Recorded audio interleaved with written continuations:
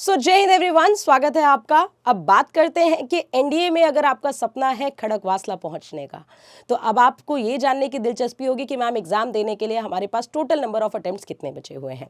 NDA का exam जो आप देते हैं वो अपेयरिंग क्लास 12th में ही देना शुरू कर देते हैं। यानी जब आप क्लास 12th में होते हैं तो जिंदगी का पहला कॉम्पिटिटिव एग्जाम जो आपके सामने आता है, जो आपको सीधा गेजेटेड ऑफिसर पे पहुंचाता है, वो होता है एनडीए का एग्जाम। आपके सितंबर में ही हो जाता है जब आप क्लास 12th में होते हैं।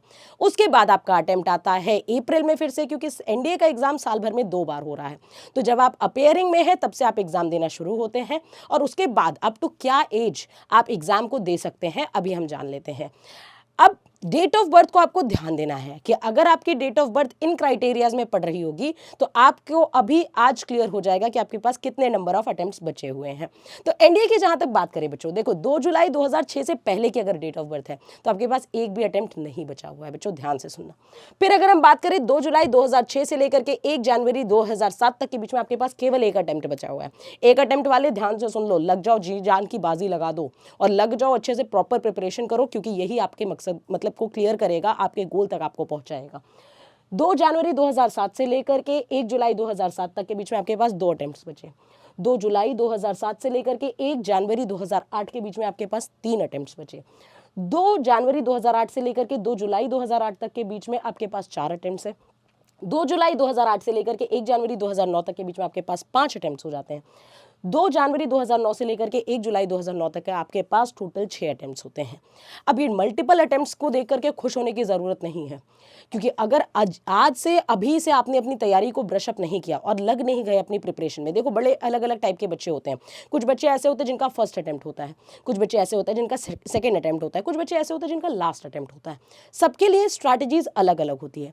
जो फर्स्ट अटेम्प्ट वाला है वो अगर उसने प्रिपरेशन में अपने ऑलरेडी फाउंडेशन से ध्यान दिया है, 2 साल लग के लगाए हैं, या उसको पता है, उसको ऑलरेडी इतना गाइडेंस मिला है कि क्वेश्चन कहाँ से आता है और कहाँ से उसको स्ट्रोक करना होते हैं क्वेश्चंस, तो वो डेफिनेटली फर्स्ट अटेम्प्ट में लगा चुका है और एग्जाम डेफिनेटली वो निकाल लेगा।